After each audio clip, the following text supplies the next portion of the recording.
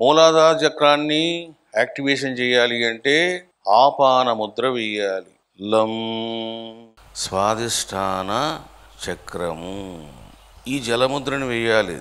వం మణిపూరక చక్ర ఆరాధనలో సమాన ముద్ర వేయాలి.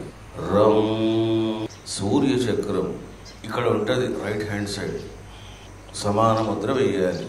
హ్రాం హ్రాం చంద్ర చక్ర రైట్ హ్యాండ్ అపాన ముద్రలో ఉండాలి. హ్రీం హ్రీం అనాహత చక్ర ఆరాధనలోన ప్రాణముద్ర అని అంటారు. యం యం విశుద్ధ చక్రం ఆకాశముద్ర అని అంటారు. హం అన్నటువంటి బీజాక్షరాన్ని స్మరించాలి.